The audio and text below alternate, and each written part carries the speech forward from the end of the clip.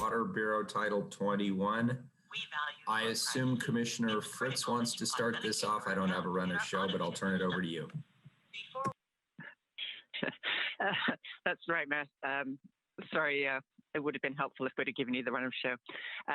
Colleagues, thank you so much for joining us today to learn about the water metering. And thank you especially to our invited guests for being willing to spend time with us. We really appreciate it.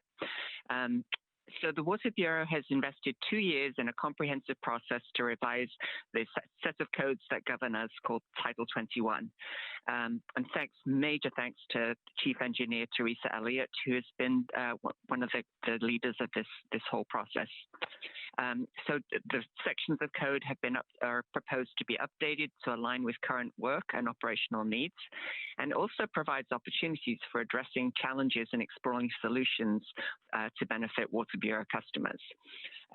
Commissioner Fish worked really hard on the issue of how to provide discounts to low-income renters in multifamily apartments, and came up with a innovative scheme to provide grants through Home Forward, which works to a certain extent, but there are multiple reasons that this doesn't work for everybody. And so we've been looking for the 2 years I've been in charge of the Water Bureau for additional ways to provide financial assistance to both small businesses and low-income home residents. So there has been some suggestion in the past that this proposal is related to the residential infill project. No, this has actually been going on for longer than, well, not quite as long as that, because that started in 2016. But it's kind of parallel with that it will help new developments of all kinds serve the residents better. The existing metering policy isn't working very well. The current policy makes it, for instance, the current policy made it unaffordable for Habitat for Humanity to install separate meters in their newest development when they wanted to do so. And so it's stimulated a lot of very interesting discussions. I hope you'll find it interesting this morning. And we're going to start with Eric Pacheco, the Equity and Policy Manager with Portland Water Bureau, who's going to discuss some of the equity implications.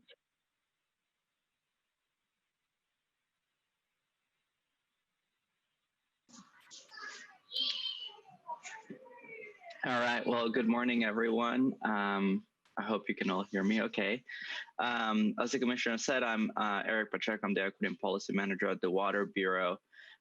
So today's discussion is on water metering. And much like in other parts of our government, we've inherited a set of systems and services that currently make separate metering unaffordable. And by default, that makes our service provision inequitable.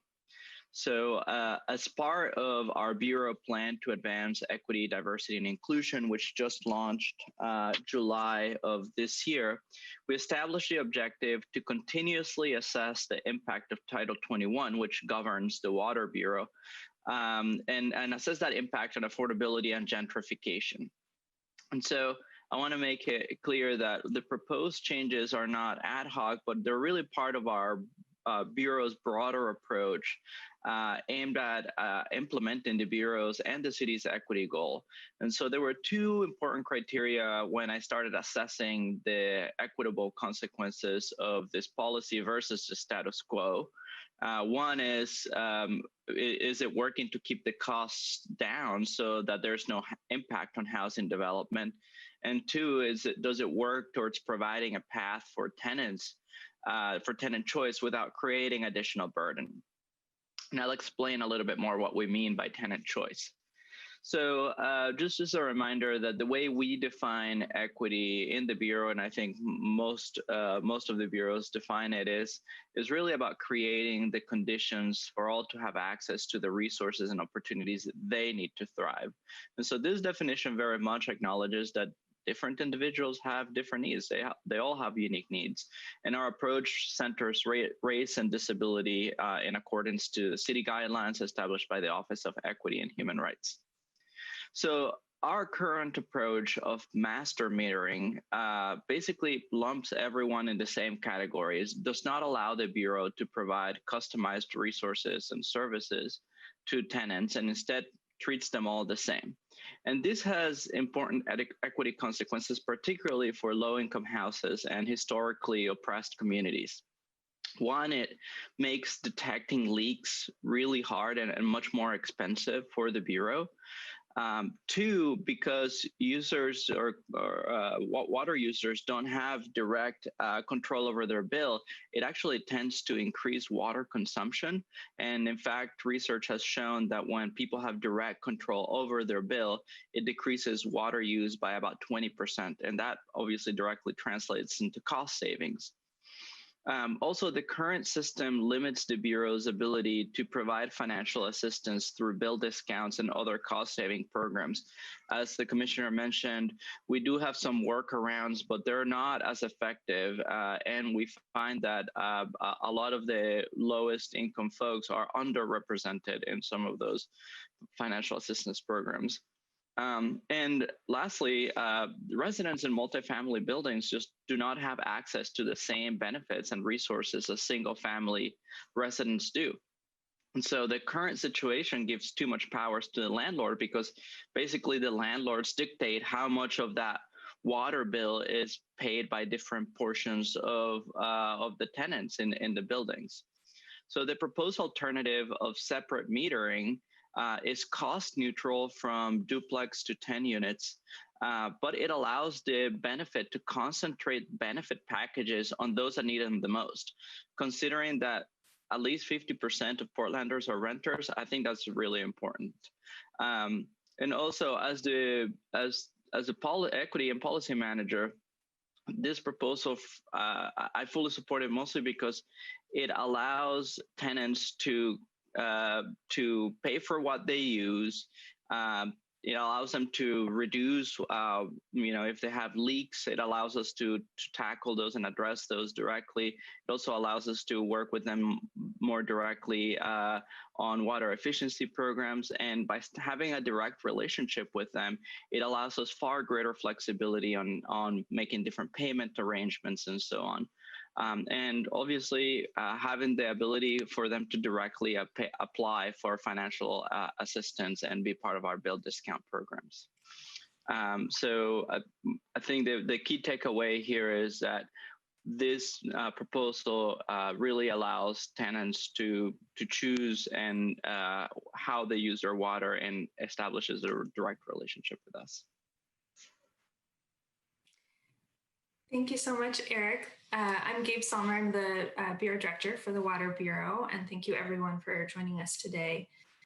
Particularly thank you to our invited guests for your participation today as well. And you may know water as a service agency. We provide access to clean, safe water, but we're also a public health, an environmental, a permitting, a development, customer service agency, and we wanted to talk about those aspects as well today. What we're presenting today is a proposal. It's not a done deal. We think that's the best use of this work session. So we really want to hear feedback from the council on where you think we should go next. We hope that the discussion and the information that we give you provokes some discussion and some feedback. And we really want to hear, we want to share what we heard from the community and what that looks like for our, where we go next. We know that we all care deeply about access to affordable housing and protecting tenants and livability issues. And what we'd like to share today is how we can adapt our approach and to better serve Portlanders in the future. So what we're talking about today is water meters, maybe not the sexiest of subjects, but as Eric said, it really is an area where we think that we can improve our equity and our service. Water meters are those devices that measure water use at properties all over the city. And we're going to talk about how we install them, how we charge for them, and who is benefited and burdened by those choices. We know that the status quo isn't working, and just to visualize that, on the left side of your screen is our current metering approach. This is a representation for what currently a fourplex would look like. That's the meter in the public right-of-way at the bottom of that little box, and that serves all 4 units in the fourplex. The property owner gets the bill and passes those costs on to the tenants. And it can look fine, but some of the hidden problems are that one meter really disguises transparency for tenants and limits their awareness of their water use and how much they're paying for sewer, stormwater, and water services. And without that awareness, we're undermining our climate goals and hindering water conservation. Because as Eric mentioned, we know from national studies that if you have your own bill, you tend to use about 20% less water and have lower energy use. And that makes sense because when you're paying the bill, you are more interested in taking shorter showers and filling up your dishwasher with every load. And having a single meter also makes, as Eric said, the process of detecting leaks more difficult and more challenging. And those leaks can lead to potentially costly bills that get passed on to the tenants. Our customer service and our water efficiency teams have many nightmare stories about locating and repairing leaks, and it always seems to be in the last toilet that you look at.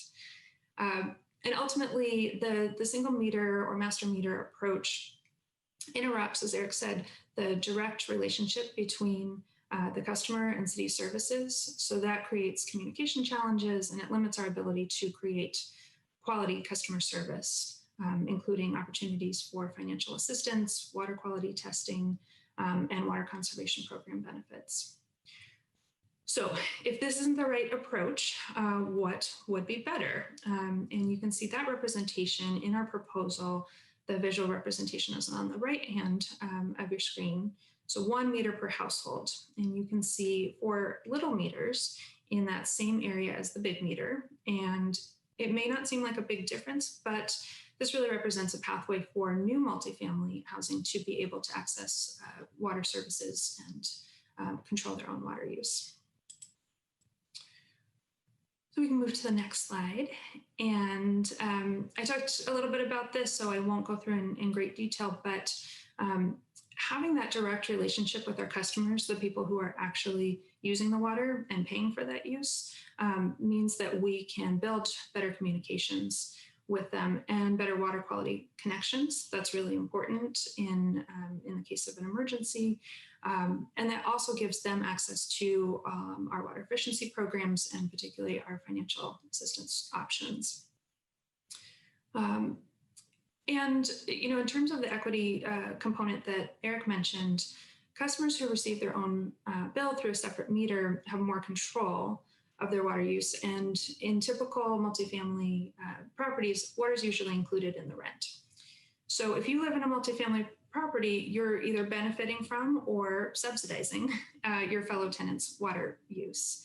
So getting this right for tenants is especially important, as Eric said, that we've got about half of the population in a renter situation. And we know that rentership isn't equal across Portland, because as Portland grows, we see more BIPOC residents moving into multifamily housing. According to the Housing Bureau, rentership rates are actually rising among African American, Asian, and Hawaiian Pacific Islander households specifically. And separate water metering is important to make sure that BIPOC Portlanders have that same access to services and the opportunity to have awareness about their bill and water use. You can also see that climate adaptation. We think that the benefit of reducing tenants' water use and facilitating energy and water conservation is pivotal to help us be prepared for that changing climate. And obviously the leak piece is important too, to quickly be able to manage leaks. That keeps rents lower and avoids damage to the property. So I'll move on just to what's actually being proposed. And I would encourage you to look at the actual proposed language just to make sure you're getting all of that nuance that is in your packet for the commissioners and is available. I believe that's been sent out to all of our invited guests as well. Here's just a high-level overview. We're talking about new developments. So specifically with 10 or fewer residential units, detached accessory dwelling units, those are ADUs, or other multi-customer developments. And we would require a separate meter when irrigation is greater than 1,000 square feet.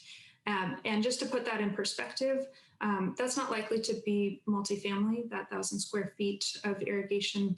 That's like a double lot that would be fully irrigated, or a commercial campus, maybe a very high-end home. And the reason that we're interested in that irrigation piece is to create a pathway to connect to our irrigators. Because if we ever had to curtail our water use for a drought or wildfires, we'd want to be able to contact those large irrigators to tell them to stop watering. And right now those accounts are invisible to us because they only have one meter. We would also, with this proposal, allow separate meters to other developments as requested. We would certainly look at that, but the requirement is for that top half of the screen, the new developments, and particularly 10 units or fewer. Can move on to the next slide. So another important piece, and we got a lot of feedback on this as well, is that we want to know where those separate meters are going to be located. So this is sort of a flow chart because we wanted to look at where they needed to be located in the public right-of-way if possible. We know that it's a congested right-of-way.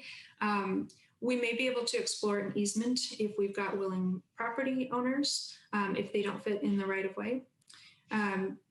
We know that meters, other utilities, transportation, pedestrian facilities, trees, all of those have to fit in a limited space. So we've also included a provision to waive the requirement for separate meters and allow a single master meter when there's not enough space in the right-of-way and an easement couldn't be established. And I'll just note that this issue of having a congested right-of-way is not new. It's a long-standing issue, and this policy doesn't fundamentally change that challenge. That is going to remain. The Bureau is working with PBOT and Portland Parks and Urban Forestry to better navigate those conflicts in the right-of-way. And we can move to the next slide. So we wanted to just give you 3 slides on the key issues that we heard from the community. I'm really proud of the extensive public process that we launched when we first shared in a first draft of the Title 21 for public comment in July and August. And the discussions that resulted from the comment period have overwhelmingly been thoughtful and collaborative and focused on solutions. And we don't always get to say that. So I just want to put a plug in for all of the really thoughtful comments that we got. And as we've been sharing the updated policy with stakeholders from builders and developers to staff here at the city, we've heard 3 primary issues. 1, how can we set up a cost structure that will not create more barriers to the development of housing? That was probably the number 1 concern that we heard. 2, how can we make sure that tenants are not burdened with additional costs? And 3, how can we not take up more space in the already congested right-of-way, as I mentioned? So we took the feedback that we got and revised our first draft, and what we're sharing today, what I just walked through was shared with your offices on October 16th, and it's been shared with all of the commenters to this section. So I'll just briefly walk through, again, these 3 key issues, and then we'll get to hear directly from some of the people who have commented and given their feedback. So first, cost, and like I said, this was the big one. I'm really proud of our interdisciplinary team and that we put together to tackle this issue. And through our discussions and feedback with the community, we have been able to find ways to substantially reduce the overall cost of these meters. And I'm just going to dive into this. Again, it's in your packet if you want more information, but the cost for meters are really kind of divided into 3 components. There's the system development charges, the SDCs, The labor and the materials for installation of the meters, those are both paid for by the property developer. And then the third component is any of the private plumbing that's needed to connect the meter to the property. So first we tackled the SDCs, and remember that SDCs are really are paid based off of your demand on the system. So because the type of metering doesn't change your demand on the system, we in this proposal kept the SDCs the same with separate meters as they would be for the one single meter. And under this Title 21 revision, we'll update our annual rate ordinance so that the SDCs can be accommodated, which they haven't been able to be, for separate metering, and housing developments that are certified as affordable by the Housing Bureau would continue to receive SDC waivers. That's already in our annual rate ordinance, so that would not change. So once we got through that first component, we tackled the second one, which is really the installation cost. And for the current single meter approach, installation costs are based off of a 3-year rolling average for the actual installation cost. That includes staff time and vehicle time and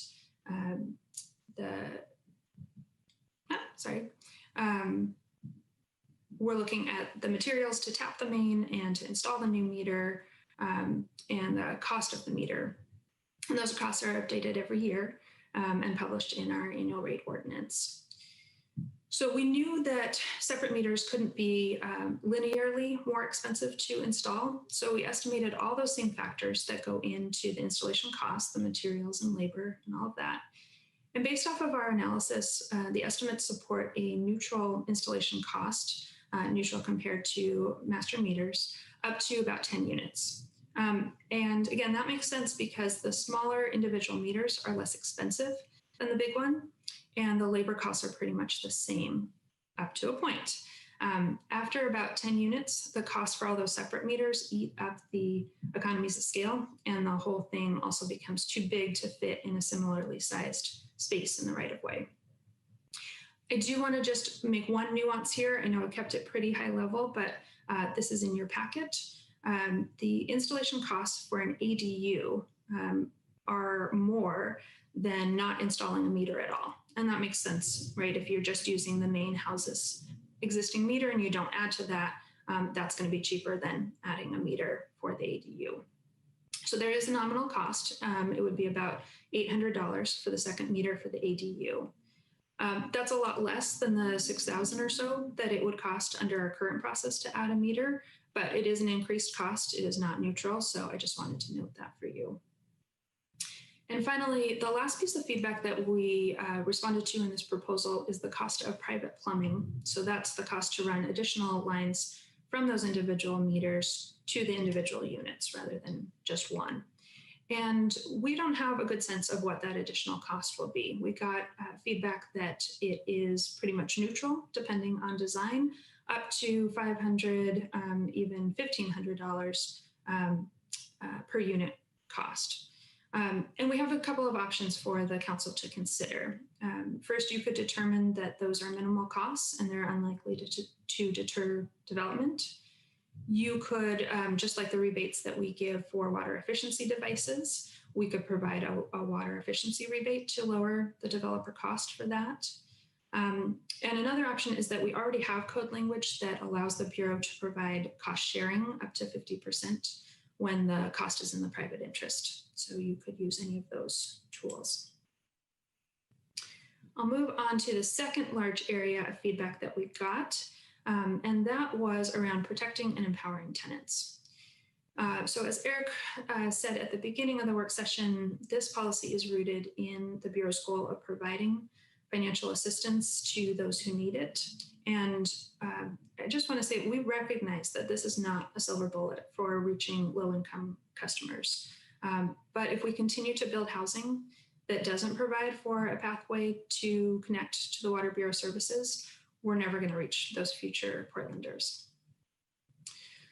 So we also heard as we were developing this policy from customers who are very concerned about how landlords charge water utility costs. And even though there are laws on the books to protect tenants, those charges are often invisible and unfairly allocated. So we have developed the policy around that as well.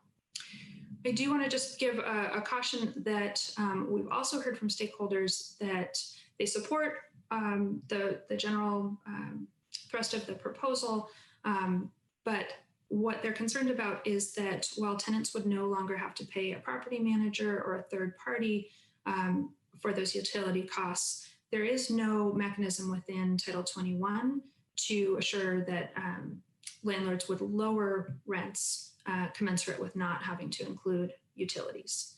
It makes sense that they would, but we don't have a pathway in Title 21 to make that happen. So that is just something to note as well.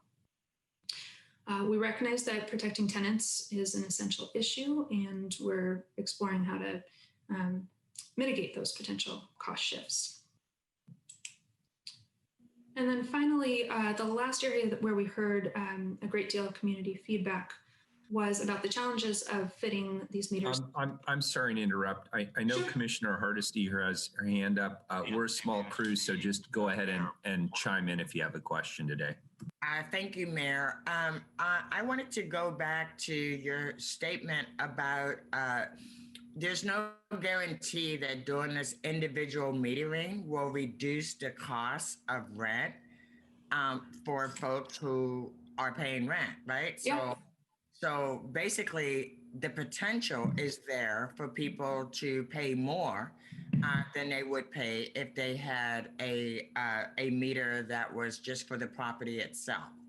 Because nothing has incentivized landlords to lower the cost of rent at all so far. Yeah, there's not a way within Title 21 to limit what landlords charge for rent. Now, I'm sorry, Commissioner Fritz, did you want to respond? Yeah, I just wanted, that's one of the things that we want to discuss at the end of the presentation. What other options could there be to ensure that there's a disclosure? So we're raising it as an issue. That's one of the questions we want to have discussion about. We do have some ideas. All right. But thank you, Commissioner Hardesty. It is a really big issue, and we want to make sure that we're not, we don't have unintended consequences. Exacerbating already high rents, right? Thank you. Absolutely. And finally, I want to just give an overview of what we heard in terms of community feedback on congestion in the right-of-way. So we heard this from private developers and our colleagues from PBOT, Parks, BES, that we don't want to increase conflicts. And so we, again, we developed our approach to acknowledge those competing needs. Again, by installing those multiple meters in vaults that are of similar sizes to what we use now. So putting more meters in the vault. Also to look at easements, and again, that sort of flowchart approach so that we do allow a waiver of the separate meter policy if there isn't space that would support that. So before I turn it over to the other voices that we want you to hear, I just want to thank Commissioner Fritz for giving us the guidance and a little push to think about our long-held approach to something as pedestrian as water meters, to see how we could do it better, cheaper, more equitably, most importantly. And when we put the high-level policy out to the community, we really listened to that feedback, and I'm confident that this approach has more benefits to our single metering than our single metering approach. And I do think that it has built-in checks to avoid creating new conflicts. But most importantly, I think it allows us to start somewhere rather than just throw up our hands and watch more new housing be built without the benefit that we get from individual meters. So over the last 2 months, we've been connecting with builders, affordable housing providers, community organizers, and other city bureaus to learn more about their concerns and their ideas so this can be collaborative. So I wanted you to hear directly from some of those stakeholders, and we have invited representatives with different perspectives. They don't all agree with us or even with each other, but to share their thoughts so that you can hear from them yourselves. And each person on this list has been invited to provide up to 5 minutes of testimony. And Commissioner Fritz, if I can ask you to just announce each speaker and give a general reminder if they approach their time limit so we can hear from everyone. Certainly, and if you could now stop sharing the screen so that we can see our guest. We'll turn over to Kaliska Day from the Portland Utility Board. Thank you, Mayor Wheeler, Commissioners, and Portland Water Bureau. My name is Kaliska Day, and I'm here as a voting member of the Portland Utility Board to share the board's input regarding the proposed Title 21 changes on separate metering. PUB supports most of the proposed revisions by the Water Bureau that update the Title 21 and believes that those revisions should move forward. PUB has not had the benefit of the Water Bureau's full analysis on the new metering requirement. Based on what we know to date, we have high-level recommendations for City Council in our advisory capacity and may provide additional comments at the November public hearing. The PUB agrees with the goals of the proposed metering requirement, which include enhanced opportunities for water conservation, improved avenues to deliver low-income assistance, tenant equity, and leak detection. While we value these goals, the PUB also feels there needs to be a thorough consideration using an equity framework when reviewing the potential cost impacts for the new required metering, including hidden or unforeseen costs to populations made vulnerable by systemic racism and structural inequities like tenants, communities of color, low-income households, and the entities that serve these populations like affordable housing providers. We would also encourage the Water Bureau to set benchmarks that limit the potential costs and environmental impacts on new housing construction and separately on future tenants or resident living costs and environments, such as tree canopies and stormwater. Then we would like to see the Water Bureau commit to program monitoring and adjustments during implementation of the new metering. The PUB also feels that the Title 21 update process would benefit from increased transparency by the Water Bureau with the general public. PUB thus recommends to City Council that the Water Bureau take additional steps. First, PUB has requested a red line or strike-through version of Title 21 for better clarity. This should be posted on the Water Bureau's website prior to the first read. Secondly, Water Bureau should update its Title 21 website to provide a summary of links and letters received from various parties. PUB recommends that City Council should strongly encourage the Water Bureau to apply the equity framework set out in the strategic plan and to evaluate its processes for ways to have better collaboration with its customers, co-workers, and partner organizations. In that evaluation, the Water Bureau should consider ways in which transparency and inclusion with PUB would be a benefit to that effort. I want to thank Council and the Water Bureau for your time today and for the opportunity to share the board's input on this topic.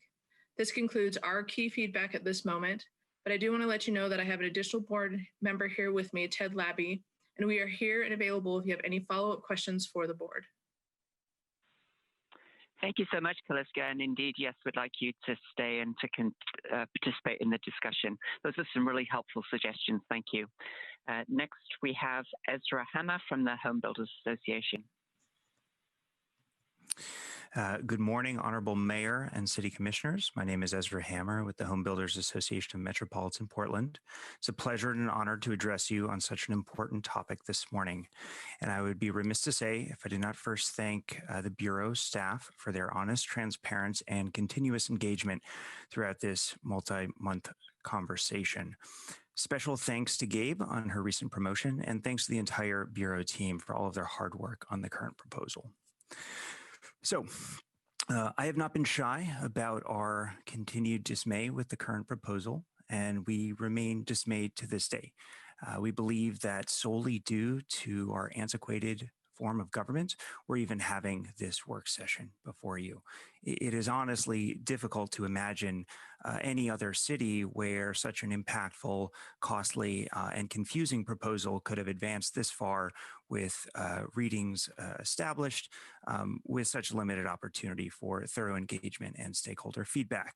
After all, it was this very council that reviewed, debated, and discussed the residential infill project for 5 years before making a decision. And along the way, you spent tens of thousands of dollars on economic analyses. You held literally hundreds of community meetings. You took testimony from thousands of people, and you engaged with stakeholders and experts from across the country. And while the residential infill project is important, it will really only change Portland incrementally. as you've seen in the analyses your own bureaus put out. It will support the creation of several hundred units a year at a time when the current analysis demonstrates that we have a deficit of tens of thousands of housing options to address even the existing demand. And yet, with a simple decision today and in the coming months, you can undermine even this incremental step in the right direction. Make no mistake, if you approve the proposal as currently drafted, you will reduce the amount of middle housing built under the residential infill project. And that's because at the end of page 7 of the staff report, there was an acknowledgement that even if the city holds their costs to builders neutral, under the current proposal, you're going to see an increase in cost of materials, as Gabe mentioned. The analysis we've heard from our members, and this is on the record as well, is not the $500, but it's closer to $2,000 or $2,500 per unit for each house or apartment unit that would need to install separate meters. Now, importantly, this dollar amount is not inconsequential.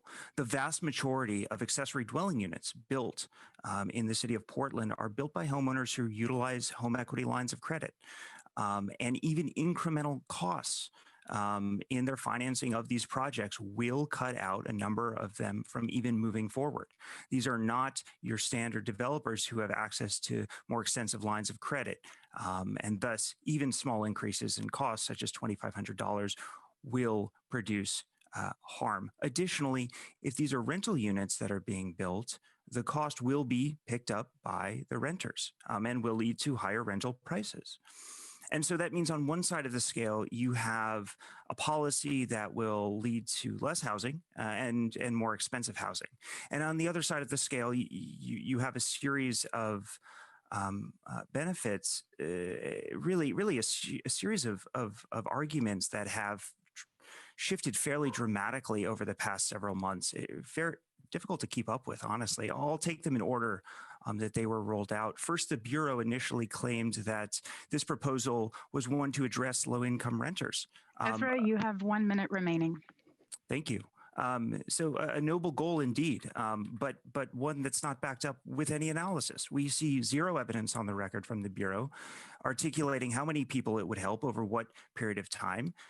There's a complete disregard for the fact that the vast majority of low-income Portlanders live in multifamily housing, live in developments with more than 10 units, but those folks are completely disregarded here.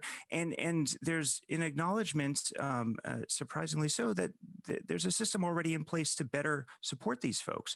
The Water Bureau already has a memorandum of understanding signed with Home Forward that gives them wide latitude to support their clients that they interact with. There are literally a handful of folks in this city who build small-scale affordable housing, literally a handful.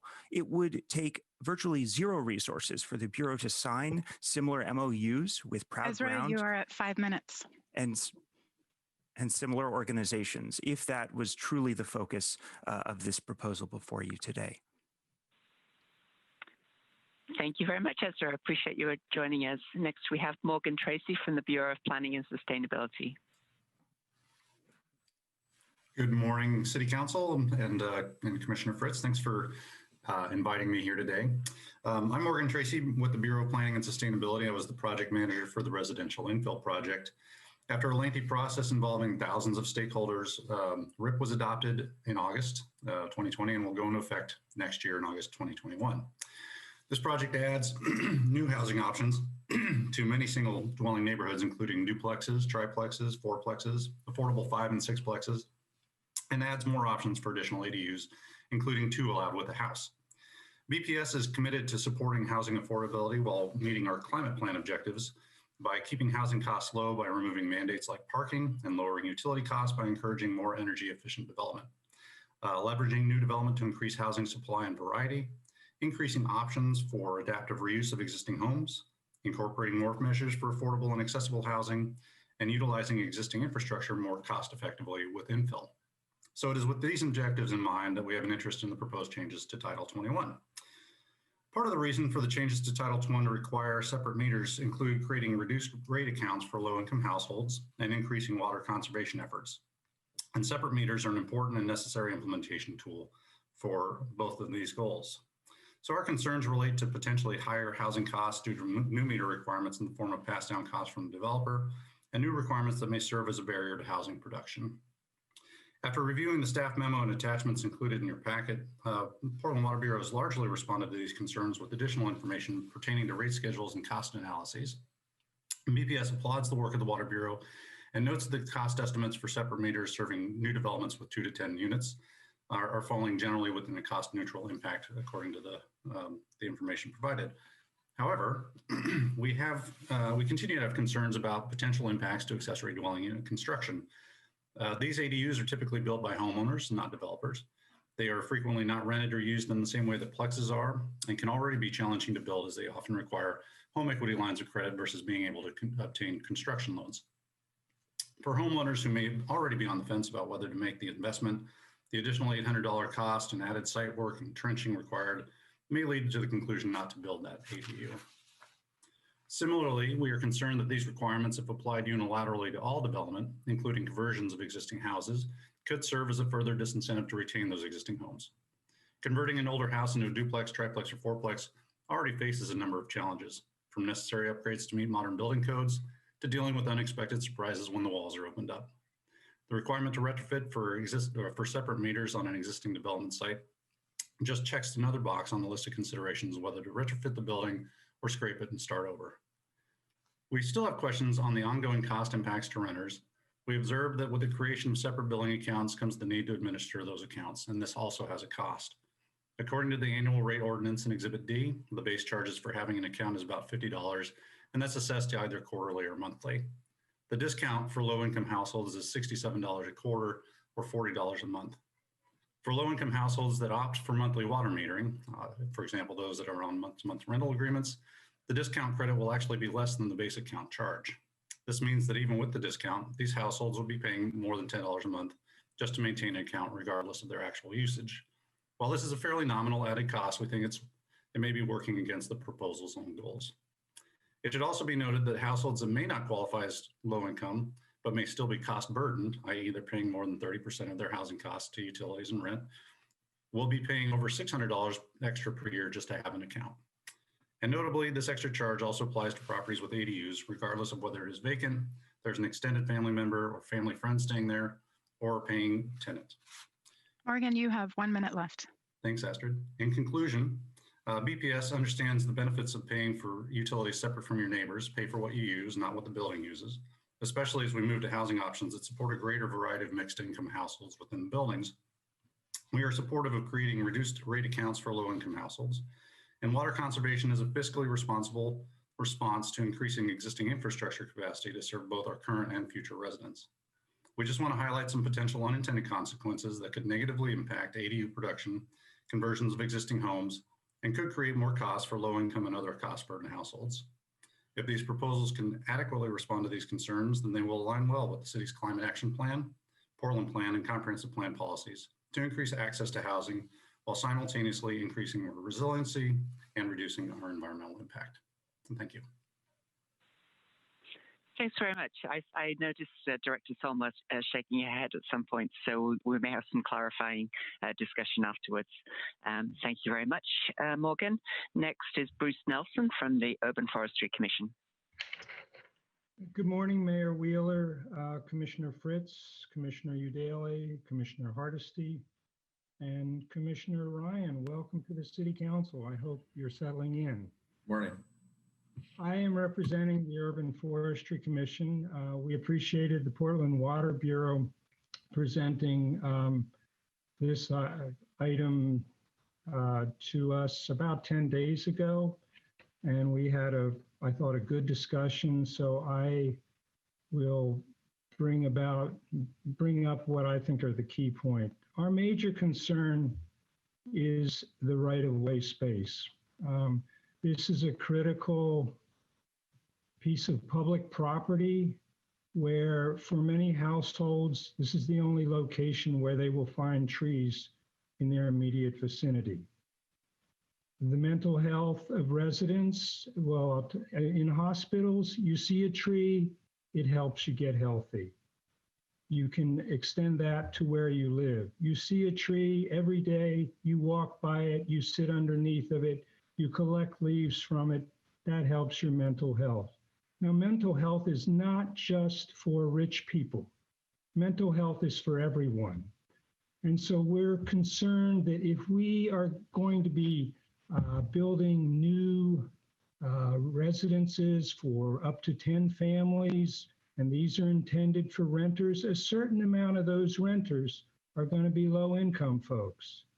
And why are we saying we're concerned that they are going to have fewer trees on the street than someone else who lives in a single-family residence?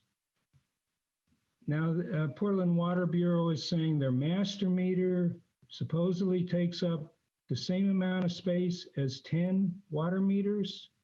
I sure hope that's true. An individual household's water meter is roughly 12 inches.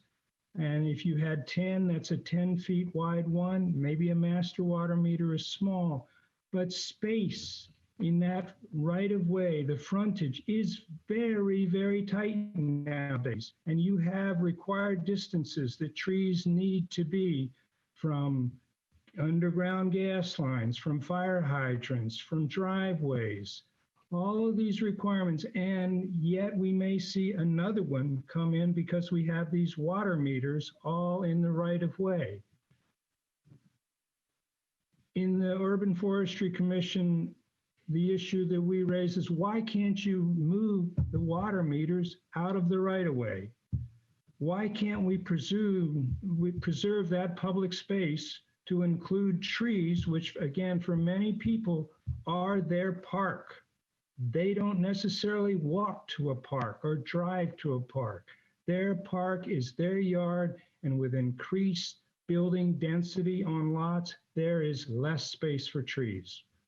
So our main concern is how much space is going to be taken away from trees. We asked the Portland Water Bureau representatives, how many street trees do you anticipate not being planted due to this particular policy you're thinking of implementing? We didn't get an answer. It's not known.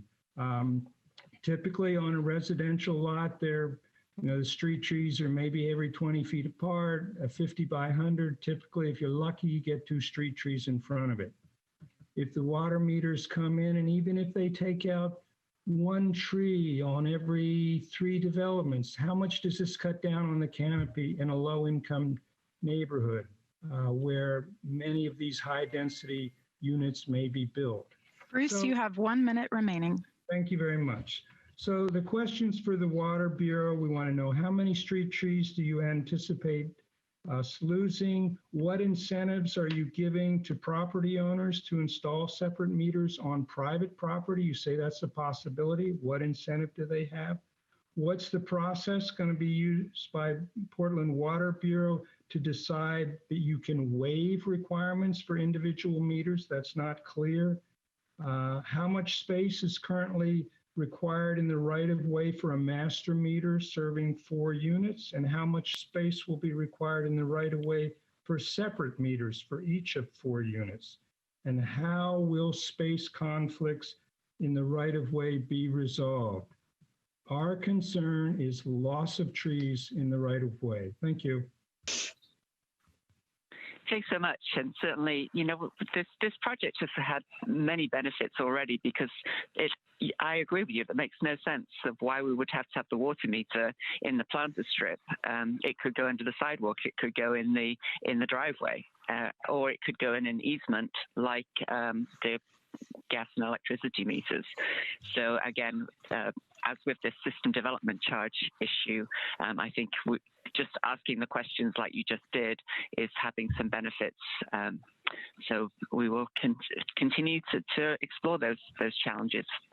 Next, we have Kim McCarty from the Community Alliance of Tenants, not the Portland Housing Bureau anymore.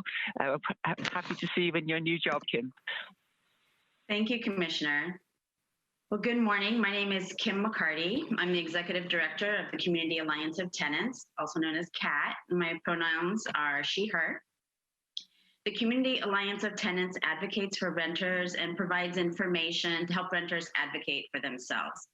We know from renters that they're experiencing unsustainable increases in utility costs. And then that is on top of the very expensive rental housing market. And they are also experiencing improper billing from landlords or third-party billers. And there's a lack of financial assistance from the Water Bureau in the city because we have a policy that only allows that assistance for metered clients.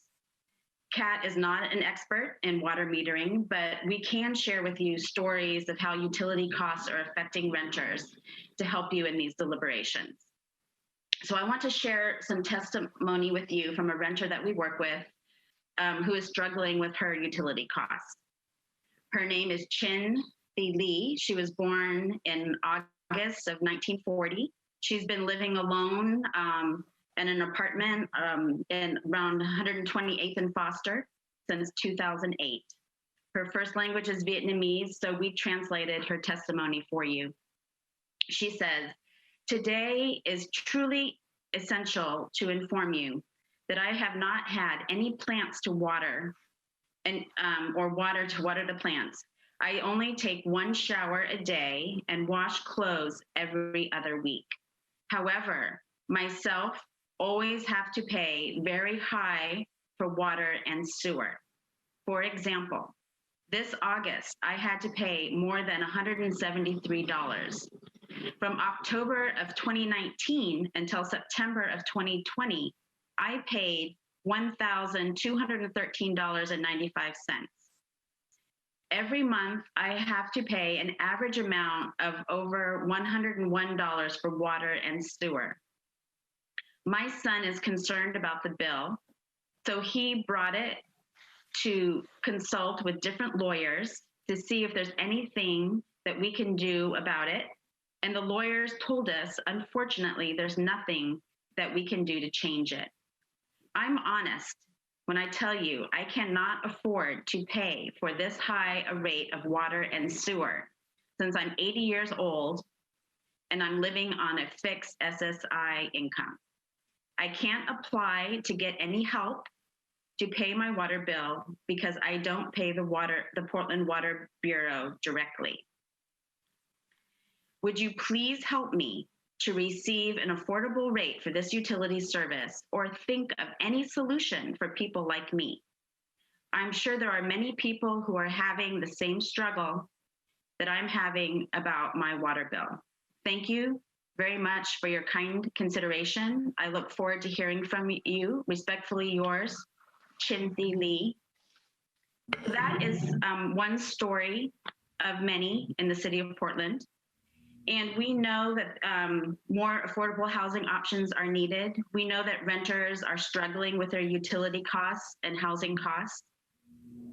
And we wonder if this is the correct solution for future renters.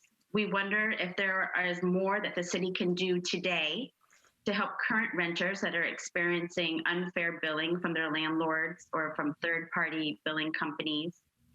And then we wonder also about this meter solution, if there isn't a more, if it were to be implemented, if there isn't a more cost-effective way to do so, if it truly will have an impact on the development of future affordable housing.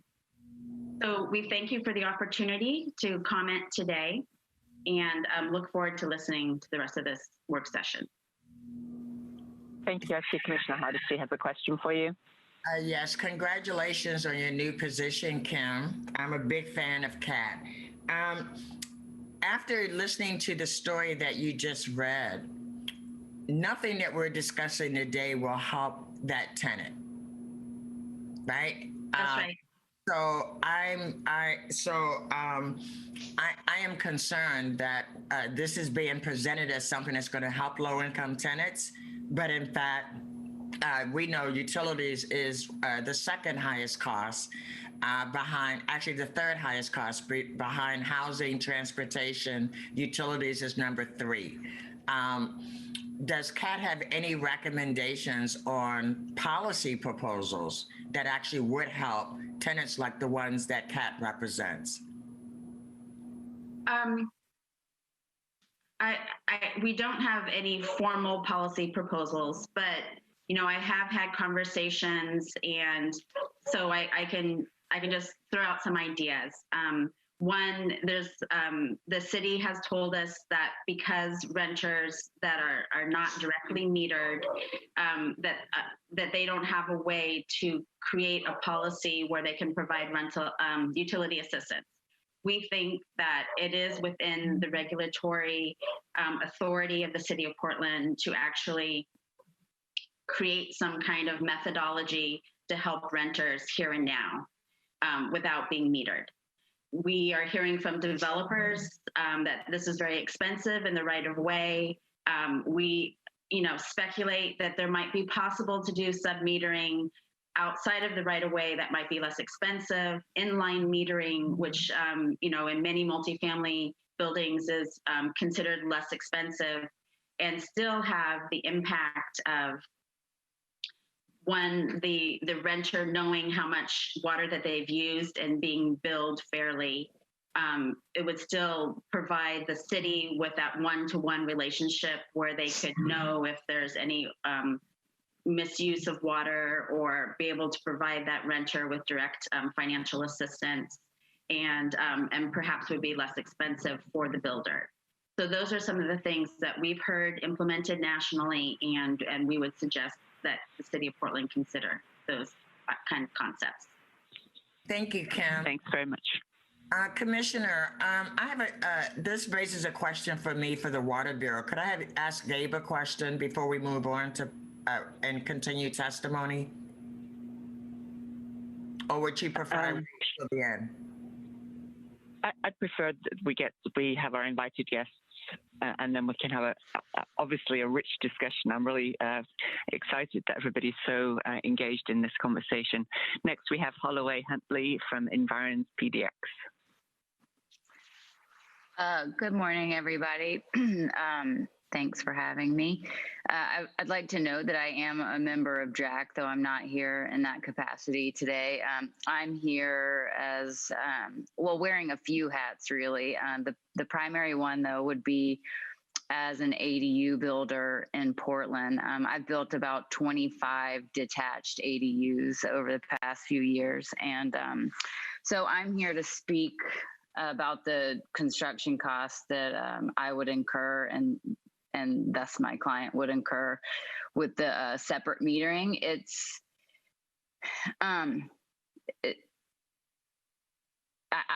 I would say, because every project is different, that if I had to offer an average cost, it would probably be no more than a few $100. And I called my plumber too and just kind of chatted it through with him to see what he had to say. And he was on the same page with me, 500 or 600. There'd be some projects in which there would be no additional cost because sometimes it's complicated to get the water from the house. And then sometimes, like on really deep lots, there'd be, the cost could be $700, $800, $900.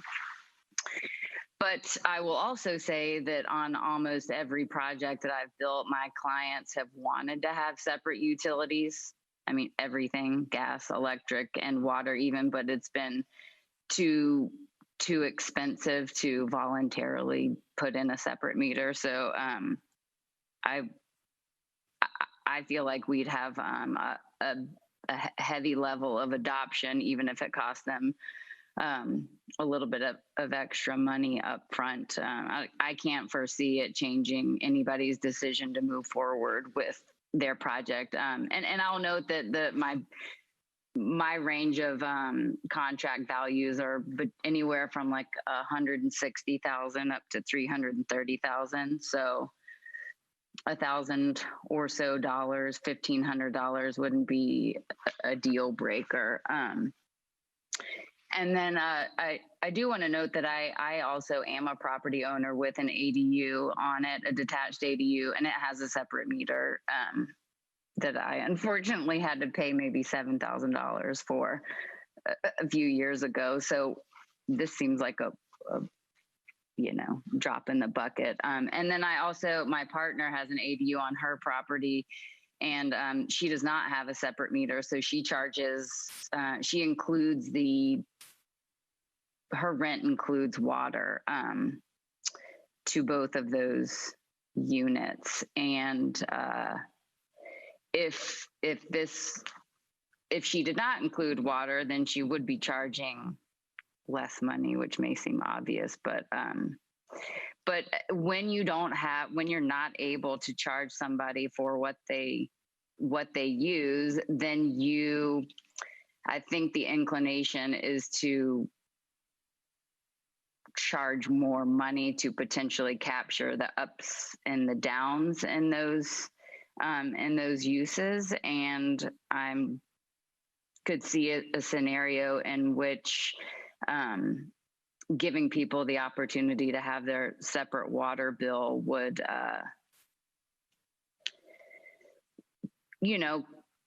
help a little bit, both in clarity and in accuracy of rental charges when they then would not be including that like a buffer. By the way, you have 1 minute remaining. Usage. You have 1 minute remaining.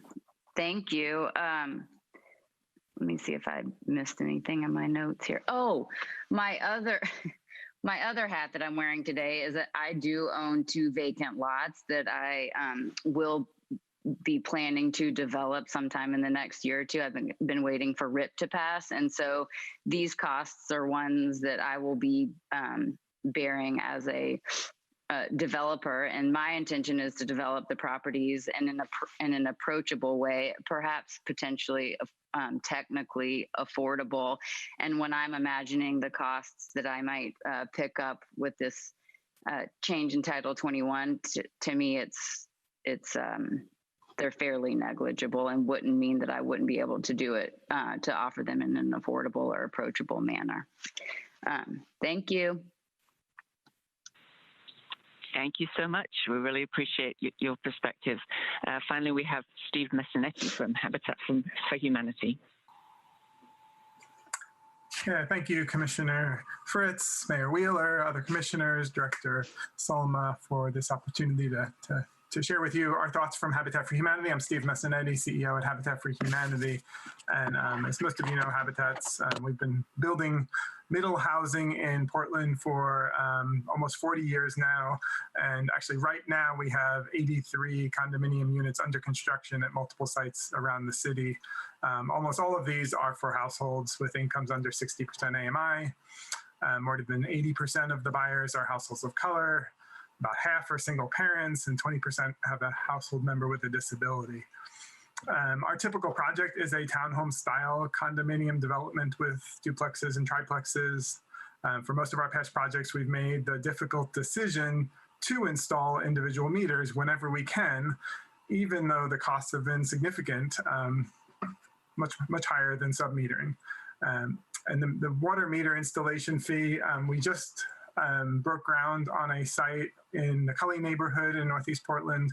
It's 10 townhomes, and our costs for the water meters, individual water meters, was $7,500 per unit, not including any of the SDC fees, which are mostly waived for Habitat as an affordable housing developer. And wanted to share a few thoughts which are different than most of others shared regarding why we choose to put individual meters in, even when it's significantly more expensive. First of all, individual meters allow each homeowner to be individually billed, as was shared, rather than the bill going to their condo association. And this is important for a number of reasons. One is that it makes it simpler for the condo management company. They don't have to go out and read the meters. Some won't even do that. And they'll just split the bill evenly across all of the owners in the condominium. But even more importantly, when the water bill is included in the condo HOA payment, mortgage lenders consider that amount as part of the buyer's front end ratio to determine how much they can afford, how much of a loan they'll be given to buy a house. And this significantly reduces, when they don't have an individual meter, it reduces the low-income buyer's ability to buy a house. And it also impacts the resale opportunities for that. We did some math, and the typical Habitat home buyer that has an income of $45,000 a year, having their water bill included in their HOA payment through a sub-meter would decrease their ability to buy the amount of loan that they could get by about $30,000. So they could afford $30,000 more of a home if they have their own individual meter, which of course is a lot of money and can make a difference as to whether a family can proceed with a purchase or not. Now, all of Habitat home buyers qualify for the Water Bureau discount program based on their income, but not if they're sub-metered. So we have well over 100 homeowners in Portland, all under 60% AMI, mostly households of color, that are not able to participate in the discount program because they are sub-metered. And unfortunately, as it was brought up, this proposal does not change that. And I do hope that that conversation continues and that we look for ways for low-income renters and owners without those individual meters to participate and get some help, because that's desperately needed. At Habitat, we also celebrate the Bureau's efforts to decrease the cost of installing meters. Steve, you have 1 minute remaining. Great, thanks. What's a little unclear to me is it looks like the numbers presented for the cost of individual meters are about half of what we're paying now. But I don't think we've heard too much around how that costs has been decreased or what's causing that. But again, we applaud the efforts there, and that would be make a big difference for Habitat and the families we serve to have those costs down, because as I said, we are already making the effort to put individual meters in whenever we can. I also applaud the effort to make those cost neutral for private developers, and really want to be careful that we don't create a incentive for developers to create rental housing over homeownership units, because these duplexes, triplexes, fourplexes might be the only fairly affordable first-time homebuyer product that our city really desperately needs. So again, our advocacy is really around helping households of color buy homes, and I think there is more work to be done here, but I am encouraged by the effort to bring those. Your time is up. Thank you. Thanks so much, Steve. I see Commissioner Udaley has a question for you. Thank you, Commissioner. Good morning, Mr. Messinetti. You have raised, I think, the only compelling reason I've heard today for requiring individual meters, and that is the impact it has on low-income households' ability to access a loan. So we've mostly been talking about this issue as it pertains to renters. You're talking about homeowners. Do most of your developments fall under multi-family rather than single occupancy? Everything we're building are attached unit row houses. So they're residential projects, not commercial projects, but they are attached units. And so even though they're not intended as rentals, because they're attached, you can have a single meter. Yes. This is just a new information for me. Sorry if it's elementary. Just like is proposed here, those individual meters that run up to each of the townhouses, that's exactly what we're doing. Okay. So it's already allowed, it's just not required. And then I know that currently, because of state law and our inability to pass local regulations, that sub-metering is not, I don't know, ideal, or maybe sometimes it's not possible. But you said that people who have sub-meters can't participate in the utility assistance program. I don't really understand that, because they have an individual meter, right? It breaks off from the main line. So why wouldn't they be able to participate? Others could probably answer that better than I can, but the individual meter is a private meter that the management company reads in order to divvy up the bill. It's not, the bill still is only one bill to the Water Bureau. So the Water Bureau is not allowing the HOA to verify income and provide that. Oh, I see. Okay, thank you. That didn't make sense to me, and it sounds like it's a regulatory thing, not some problem with sub-meters. Thank you. I have a number of comments and questions. Should I just go for it? Could I ask Steve before you do that, before he leaves, if that's okay? Yeah. Thanks. I believe all of our guests are able to stay. So yeah, I am as well. You had a question? So my question was, why is the cost so much higher for your individual meters, Steve, than what we're being told it costs building brand new properties? I don't know. Thank you. Amanda, as you know, I was in line, but I will wait until Commissioner Udaley has asked all her questions. So if I could just suggest that we finish up with the presentation with some clarification. There were some questions about the math, which I think might be helpful for everybody to understand, and then we're going to have a jolly good discussion, I'm sure. So, Gabe, could you manage this step? Yes, I will be very brief because we do really want to hear from you, commissioners. So if we can just go to the tenant costs, because we heard a lot about this issue of how come it is so expensive now and how come we're able to make it cheaper, and what does that actually look like? Where do those costs come in? So if I can ask Elliot Lysak, who's our budget manager, to walk us through briefly what these actual costs are to the tenant. We talked about holding this cost neutral for the developer side, but we want to show you what the math looks like for the actual occupant of these units. Thank you, Gabe. Thank you, Mayor and Commissioners, for taking the time today. So the table that is being displayed right now lays out what bill charges look like.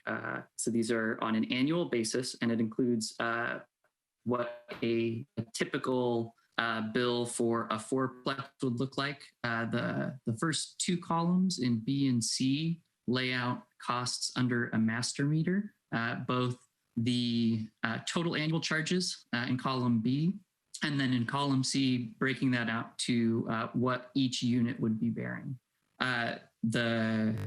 The lines 14 and 15 in red represent discounts that are available under the master meter. You can see that it's only the Clean River rewards, whereas the bill discount applies to the individual meter assumptions.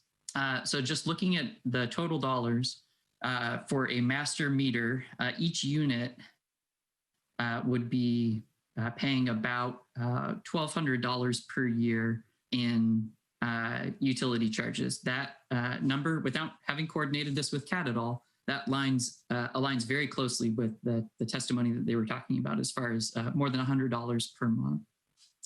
If you look over to the individual metering example then, because there would be slightly higher base charges incurred, the charge per unit would be about $1,263 per unit as opposed to $1,212. So that has to do with the frequency that the base charge is assessed on. So master meters, the majority of those accounts are billed on a monthly basis and are read on a monthly basis. The individual meters are assumed to only be read quarterly, which is in alignment with how the majority of our single family residential accounts are read and billed. The really key takeaway then is looking at the application of those discounts. The tier 1 discount and the tier 2 discount lowers the annual bill from that $1,263 to $629 under the tier 1 discount, and down to $280 on the tier discount. And that is an annual combined water and sewer bill. So you're looking at immediate savings that we would be able to deliver to those customers under an individual metering circumstance. So thank you for that. Can you or Gabe or Karen Moynihan address the issue of why we can't just give the discount with submetering or with a joint HOA? Karen, why don't you walk us through the legal pieces of that? Sure. This is Karen Moynihan, and hang on. Because the city can't use ratepayer money for something that is not directly related to the provision of water and sewer services, in that case, it would be a discount or a payment to someone who was not a ratepayer. That's why it's important for ratepayers to be subject to the discount program. In other words, if you have someone who's not receiving a water bill from the Water Bureau just can't give them money to supplement their water bills that they're paying to the landlord. That discount can only be given to the landlord, who is the ratepayer. Thank you very much. All right. Commissioner Udaley, you had additional questions? Yeah, and I'll try to, I think I'll just make some of my questions comments. First, I want to say I certainly appreciate the goal of trying to expand financial assistance to low-income households, but I am not confident that this is the best way the city can meet that goal. It's not every day I find myself in complete agreement with Ezra Hammer, so I just want to note that. I think the industry has some very legitimate concerns. Many of our low-income households are going to live in multifamily developments that are larger than 10 units, and they certainly won't be moving into market rate developments that are going to be subject to this requirement, and it will take decades for those units to kind of filter down and become somewhat affordable. Some of the goals you've identified are clearly in the interests of, clearly in the public interest, but I've heard concerns about the potential costs, such as individual meters would mean each household now pays a base charge. The cost of installing the meter would raise the cost of housing, and then potentially their water bill would raise as well. If developers are laying down separate pipes, the extra work and infrastructure will increase construction costs, increased costs to developers are going to be passed on to households. And so I would want a high confidence estimate of how those costs will affect housing prices, whether it's the properties are rental or intended for homeownership. And I'm wondering if there's been a study on the impact this could have on housing development, particularly how increased difficulty or costs could affect construction decisions. I appreciate the conversation around trees. I'm very concerned about the impact of trees, not just in the right-of-way, but on the entire site, as developers have to install separate facilities across their properties. And I'll just wrap up my comments by saying that, again, I think the goals are laudable, but the process and speed this is moving at concerns me. I don't want to rush into significant change to our building requirements, and I'd like to see a final proposal that's developed, fully vetted, and available for public comment before being considered by council. And I just don't feel that our current timeline allows for that.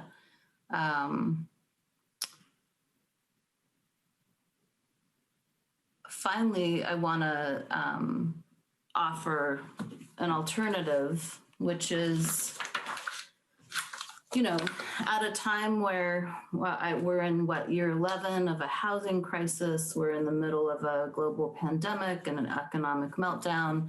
Half of our renters before this shutdown were cost burdened. We know that thousands of more are struggling to keep a roof over their head now. So we need to be looking for solutions that have immediate impact. And I would suggest that changes at the state level, requiring landlords to be transparent on utility usage and bills, and allowing us local flexibility to consider requiring submeters and implementing our own regulations would be faster and more effective and less costly, and also reduce the impact to trees.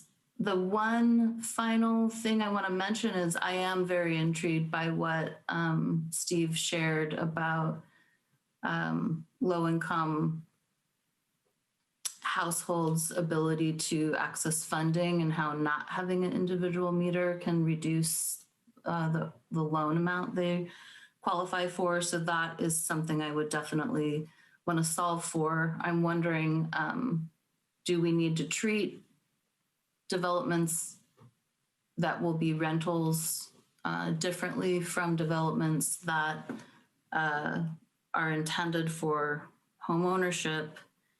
And why couldn't we allow individual meters at the lower costs without requiring it, especially for developers like Habitat for Humanity and others that are building affordable housing? So really interesting conversation and valid concerns. I would just urge us to focus on more immediate and less costly solutions. Thanks, Commissioner. I appreciate your engagement. This is really interesting to me. Commissioner Hardesty, you've been very patient. It's your turn. Thank you. Gabe, I am curious, does that mean if this was passed, that the Water Bureau would be sending separate water and sewer bills out? Yeah, the individual meters allow us to individually bill those accounts. And what's the cost increase for the Bureau that now they're separating and sending in, 2 bills to a household as compared to 1? Well, we're sending the bills to the individual resident. So just like a house down the street would get a bill, all the row houses in this example would get one as well. My understanding is okay, so today, if I'm a homeowner, I get 1 bill that has water and sewage. You're proposing now, if this passes, that there'll be individual meters. And so you will have to have separate systems, I believe, right, to send water bills to people who have individual meters. How do you do that now? So if I understand your question, that it's a combined utility bill that we send out. So that utility bill would be sent out to each home, just like it is if you are in a single family residence. So it wouldn't be separated. And so I guess I'm concerned that this is being sold as an equity issue, and I'm not seeing any equity in this proposal at all. What we know is that it's not going to help low-income people at the moment. And what we hope is, and in fact, it's going to increase costs, especially around ADUs and other innovative housing solutions that we're involved in now. And so I guess I'm concerned about just the framing, that this is somehow an equity issue where it doesn't look that way to me. Here's my other question. I've looked at the charges that will be imposed for people who are late or have their water cut off. Are you increasing that cost with this proposal? No, there's not a cost change to those provisions. And what does crimp/freeze mean when at $1,000 if you've had your water shut off? What does that mean? Can I ask Kathy Cook, who's our customer service director, to just explain those terms? Sure. Sorry. I'm sorry. I didn't. What slash mean? Crimp/freeze mean a minimum charge of $1,000. I'm assuming that something happens after your water's been shut off, but I'm not sure what the term crimp means. but I do know it costs a minimum of $1,000. Oh, that would be if a customer has tampered to the point that we would need to actually freeze the tap that goes into the main in the street, as opposed to things on the property. It's just the highest level of tampering. So the assumption is somebody tried to do something to the meter. Is that accurate? Yes, but there's many steps before a crimp. We very rarely do that. Okay, thank you. That's very helpful to me. Let's see. My final statement is I share the concern that other folks have raised around the right-of-way. As we know, there's not a lot of space in the right-of-way, and I am concerned that again, trees will be displaced. There will be trade-offs if we're putting more meter locations in the right-of-way. I guess maybe Gabe, other than Habitat, I have not heard anyone talk about how this benefits low-income people. Well, I think looking through the math that Elliot shared, you can see sort of the cost benefit if someone is low income and they're benefiting from these reduced costs. So we're talking about brand new housing, because we're not talking about doing this for housing that is naturally affordable. We're talking about brand new housing, and other than organizations like Habitat and folks who build housing that is at 60% or below median family income, I don't see how this would benefit low-income people, other than for nonprofit builders. Sure. And I think that Commissioner Udaley was pointing to this, that this is a long-term solution. It doesn't have that immediate benefit. And I agree that we need that immediate benefit given that the environment that we're in. I completely agree. What we're looking to do is to not pass this problem on so that 50 years hence, when those new developments that are being built today, we think, why didn't we go back in time and individually meter these so that when they do become affordable, that they are available? So I do understand your concern about the immediacy and how this takes effect. What we're trying to do is avoid that problem in the future. And I really don't think this is a silver bullet. I hope I didn't represent it that way. I think it is one piece of the puzzle. And I think that if we can hold it cost neutral, and I have been taking good notes from what people have said, because I do think that that we've been able to reach a level of cost neutrality, and I want to be able to explain that so that other people can agree and that I can hear what you're saying, to make sure that we're, again, we don't want to have unintended consequences. We don't want to hold up affordable housing. And I think that one of the ways that we can do that is to provide this waiver process so that if this doesn't work for every site, every development, we have a way to say, let's go back to the single meter. Let's do that instead.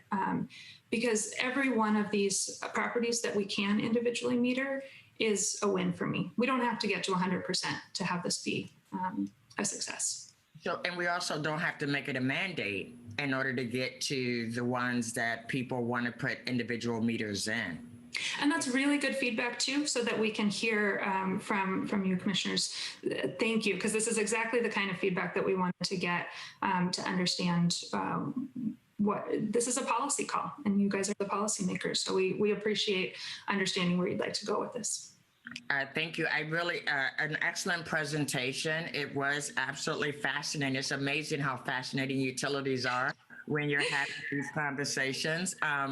But for me, being affordable 50 years from now is not the same as addressing our current crises. And we've heard lots of testimony today from folks who, very few folks say the added cost is worth the benefit today, right? So I do think that, again, great work. Who knew I'd be that excited about listening to water meters? But I appreciate the work, but I think what we've heard loud and clear today from the community is that we're in crises now. Who knows where we'll be in 50 years, but we know today we're in crisis, and hopefully we're going to be innovative enough to figure out how to address current renters' third largest cost, which is utilities. Thank you very much. I appreciate the great work. Thank you. So I see Mayor Wheeler's hand up, but also Eric Pacheco had some response to your concerns about equity, Commissioner. So Eric. Hi. Yeah, I just wanted to reinforce that thought of when I looked at this, one of the things that I look at systemically is what are the systems we've inherited, which is the status quo, how things have been forever, and what are the systems we're handing to future generations. And one thing that we do know is Portlanders under the age of 18 are overwhelmingly, or at least 50% Black, Indigenous, and peoples of color. And so I hear you loud and clear, Commissioner Hardesty, that it's like, how do we balance this kind of short-term versus long-term trade-offs? And that's inherent in any decision that we make. But I also want to put this in a broader housing context, right? That we have a very narrow lane as a water utility that where we can operate, right? There are broader things influencing housing, right? So within the thing that we can control is really narrow in scope, which is Title 21. And so when we think about affordable housing, as you all probably know, there's zoning, there's a bunch of other things and factors, right, that are way out of our control. And so I, as an equity manager, can only look very narrowly in that scope of the things that are like, can I get more people, lower income people into financial assistance program? And this is one way for us to do that. And right now we do know from our data that Black, Indigenous, and peoples of color are grossly underrepresented in our financial assistance programs, even though we know that the need is out there. So those are the factors that I took in consideration when I was considering, is this going to advance our objectives or no? And it's really looking at the neediest of the neediest. And so the neediest of the neediest won't be buying these fourplex homes, right? Anytime soon. Not in the short term. That's right. Not in the short term. So yeah, okay. I thought I had missed something. Yeah, not in the short term. I'm thinking, what systems are we handing to other generations? It could be that in the future, this policy might make more sense. And that, again, that's a policy consideration, not necessarily like a water bureau consideration. So our beloved mayor has been waiting so patiently. It's your turn, Mayor Wheeler. Thank you. I really enjoyed the conversation, so no harm, no foul. I agree with Commissioner Hardesty. I didn't know this was going to be this interesting, so I appreciate the opportunity. It was a great presentation, very thoughtful discussion. I have a couple of thoughts here. Number one, I don't believe this proposal is ready for prime time. And I'm sensing that my colleagues probably share that sentiment. I'm deeply concerned about any additive costs on our affordable housing developers in this particular environment. And I appreciate the fact that the Bureau is proffering this solution as being an important long-term solution. So I think it's worth to continue this conversation. I would encourage us, as we continue this conversation, to really engage and center frontline communities in this discussion in terms of making sure that we understand clearly what the goals are and how this impacts equity, how this impacts the specific needs of those frontline communities. And I'm concerned by some of the same exceptions that Ezra and others raised about where those who are most in need are actually going to be residing and whether they are impacted one way or the other by this particular policy, particularly the provision that this only applies to units with 10 or fewer, or buildings with 10 or fewer units. I am concerned about some of the public right-of-ways issues. Frankly, I think there is a better immediate approach, and that's for the Water Bureau to partner more closely with the Housing Bureau and with our nonprofit low-income housing providers and talk about how we can steer more people to the city's utility relief programs, which are probably the best and the most immediate tool we have to help households get through the economic consequences of COVID. And then my second recommendation, of course, is that as we continue this discussion, let's please find ways to engage directly with the frontline communities that we're aspiring to serve. And if we're aspiring to serve that community, then we should have voices from that community at the table to help us center this conversation around their specific needs. But I really appreciate this conversation. I've learned a lot today about this. I see what the longer term value is from the perspective of those in the Water Bureau who are bringing this proposal forward, and I honor that work.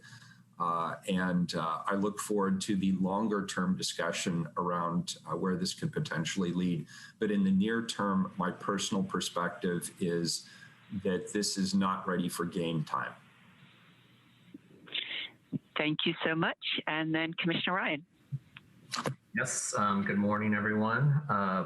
Excellent testimony from stakeholders, and I thought it was a very thorough presentation by Director Solmar and your team. So thank you. Like my colleagues, I gotta say, I woke up this morning and saw what was on the agenda, and I just had an extra cup of tea. And I found that this was actually really, really fascinating and a good conversation. It seems like the one plus out of your proposal is conservation of water. And I thought that point was really clear. And I do know it works. I remember when I went from being a renter to a homeowner, I suddenly sounded like my dad about people taking long showers. So I get it from that angle.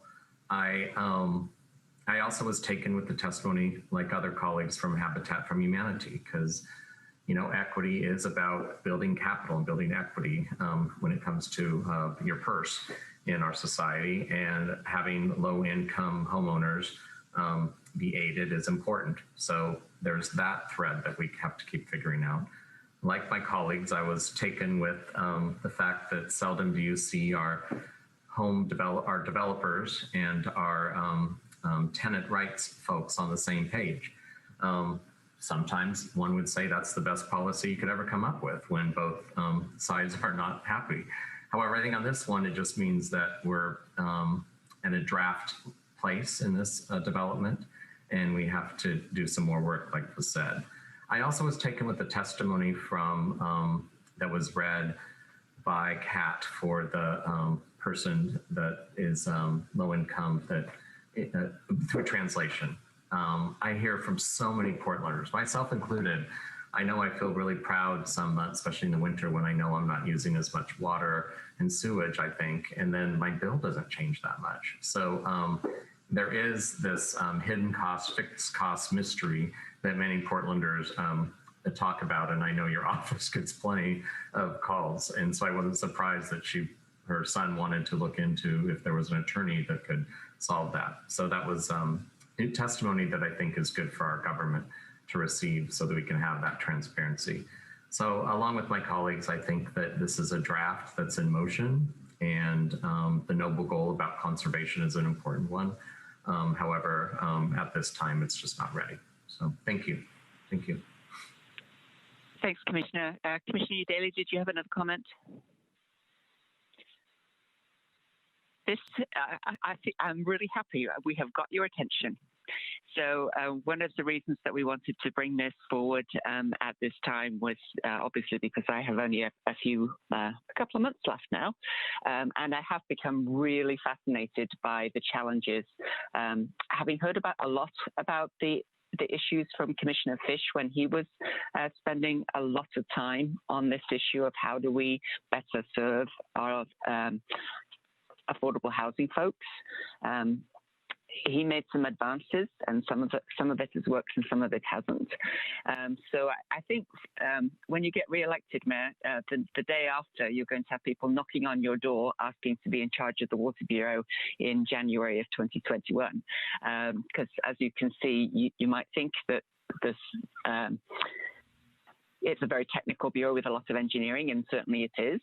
It's also a bureau that has affects everybody, because we all need water, we all need sewage, and so what I would suggest is that we will bring the rest of the package to council as scheduled, and I think it should be really clear that this is a problem that needs to be solved. This is a challenge that needs to be resolved. We have made many discoveries as we've looked into the numbers and as we've looked into why does it cost so much, why does it cost more for some things than others. So that will certainly inform the Bureau's work moving forward. I recommend that this issue is not going away. So please, colleagues, don't let it go away. I agree that we don't have time to fix it before December. And I still honor the work that the Water Bureau has done on this particular issue. By the way, we do have a number of other improvements in the code that will be coming in December. Gabe, did you have any closing comments that you wanted to make? Thank you, Commissioner. And I will just say it warms my heart that that you all had such great feedback. I will tell you that my greatest fear this morning was that I would be speaking to a bunch of, blank faces or a blank screen, and this would just be too technical or too wonky to get good feedback on. And I'm so happy to be wrong. So thank you again for engaging and for your good feedback. That is exactly what we wanted out of this process. And it is a process. We did not want to bring you a done deal for you to rubber stamp or to reject. We wanted to really think about how we engage and how we move forward on this. And, I would like that to be something that the Water Bureau does more and more, is just really do this engagement work. And I take to heart to hear voices that have been left out of this conversation. So I absolutely want to make sure that we center those voices and that we bring you a set of options that can work both for the long term and have addressed those issues. But I really do hear the short term need out there, and I see it and I hear about it in emails and calls every day. So thank you so much. And yes, as Commissioner Fritz said, just a pitch that the Water Bureau is a pretty great organization to work with. So we look forward to working with you on this and many other issues as we go ahead. And thank you for your time today. Great. Anything else from anybody for the good of the order? All right. Thank you, everyone. Thank you, Commissioner Fritz. Great discussion. Thank you to our Water Bureau staff. Excellent, excellent work today. Good discussion, colleagues. We are adjourned. Thank you all.